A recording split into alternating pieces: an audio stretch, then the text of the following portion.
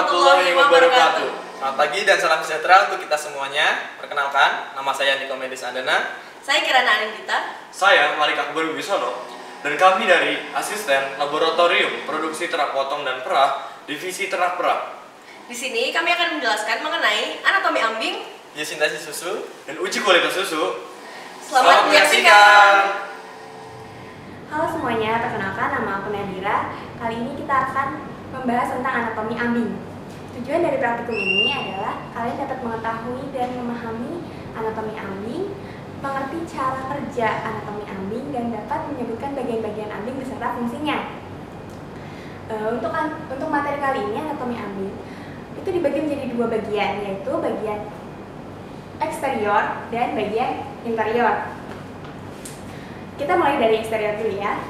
Eksterior itu kita bisa lihat dari bagian terluar ambing. Pada sapi, ambing ada satu ambing dan terdapat 4 puting. Di bagian terluar terdapat outer wall atau bagian kulit terluar ambing. Kemudian ada lateral suspensory ligament yang berfungsi sebagai penyokong ambing. Kemudian di bagian terluar juga ada puting sebanyak 4. Kemudian di bagian dalamnya itu terdapat membran fin yang membagi 4 kuartil pada ambing pada bagian depan dan belakang. Kemudian terdapat selaput lagi di bagian tengah yang disebut dengan medial suspensory ligament yang membagi bagian kanan dan bagian kiri kuartil ambing. Kemudian yang selanjutnya ada interior, bagian dalam ambing. Di sini kita bisa lihat terdapat beberapa bagian. Bagian paling kecil disebut dengan alveolus. Ini yang bagian terkecil ini itu berfungsi untuk proses pembuatan susu. Kemudian alveolus yang berkumpul yang menjadi bagian yang banyak itu disebut dengan alveoli. Alveoli yang berkumpul banyak disebut dengan lobulus. Kemudian lobulus yang berkumpul kemudian disebut dengan lobus. Fungsinya sama. Alveolus tempat proses pembentukan susu. Kemudian susu disalurkan ke lobulus, disalurkan melalui lobus juga menuju ke gland cistern.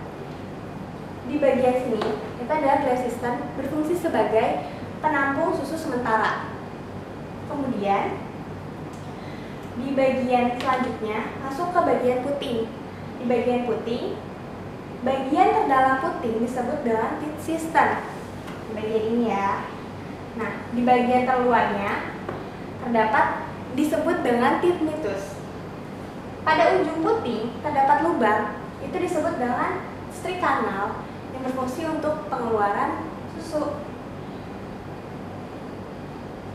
Di bagian tengah itu ada anular fold yang berfungsi sebagai penahan susu ketika susu tidak diperah sehingga susu tidak keluar dan dapat mencegah masuknya bakteri dari lubang puting. Oke, sekian itu aja mengenai anatomi ambing. Materi selanjutnya akan dijelaskan oleh asisten selanjutnya ya. Sampai jumpa. Halo semuanya, perkenalkan saya Kirana Anindita. Di sini saya akan menjelaskan mengenai biosintesis laktosa. Pakan yang dikonsumsi oleh ternak mengandung berbagai macam nutrisi. Salah satunya adalah serat kasar. Serat kasar akan masuk ke dalam rumen dan difermentasi oleh mikroba rumen dan dihasilkan VFA atau volatile fatty acid. VFA terdiri dari 3, yaitu asetat, propionat, dan juga butirat. Komponen utama dari biosintesis laktosa adalah propionat. Propionat masuk ke dalam hati dan terjadi proses gluconeogenesis atau pembentukan glukosa. Glukosa yang telah terbentuk akan menuju ke sel sekretory ambing, yaitu pada bagian aparatus Golgi, dan akan disintesis laktosa. Makasih. Baik, selanjutnya saya akan menjelaskan mengenai biosintesis lemak. Pakan yang dikonsumsi oleh ternak mengandung serat kasar. Serat kasar tersebut akan difermentasi oleh mikroba rumen dalam rumen dan akan dihasilkan VFA atau volatile fatty acid. VFA terdiri dari propionat, asetat, dan butirat. Asetat akan langsung masuk menuju ke usus halus, sedangkan butirat akan diubah menjadi BHBA atau beta hidroksylbutyrat asid oleh enzim biohidrogenase. Asetat dan BHBA akan langsung masuk ke usus halus dan menuju ke sel sekretori pada bagian sitoplasma. Kemudian di situ akan terjadi sintesis lemak susu. Terima kasih. Assalamualaikum warahmatullahi wabarakatuh. Perkenalkan, nama saya Holis Rianto, biasa dipanggil Holis. Saya dari Peternakan 2018. Di sini saya akan menjelaskan tentang biosintesis protein pada ternak ruminansia seperti sapi dan kambing. Saat mereka makan, pakan yang dimakan baik itu hijauan ataupun konsentrat pasti akan mengandung protein dan juga NPN. Protein ini akan terbagi menjadi dua, yaitu rumen degradable protein dan rumen undegradable protein. Rumen degradable protein adalah protein yang dapat dicerna di dalam rumen, sedangkan rumen undegradable protein itu adalah protein yang tidak dapat dicerna dalam rumen, sehingga rumen undegradable protein ini akan langsung menuju ke usus halus. Nah, yang rumen degradable protein ini nantinya akan langsung menuju ke dalam rumen. Di sini akan dicerna, lalu akan menghasilkan produk yaitu NH3. NH3 di dalam rumen ini akan menjadi satu dengan ditambah dari NH3 hasil dari NPN ini. NPN ini menghasilkan NH3 dan CO2. CO2 ini hasil dari respirasi.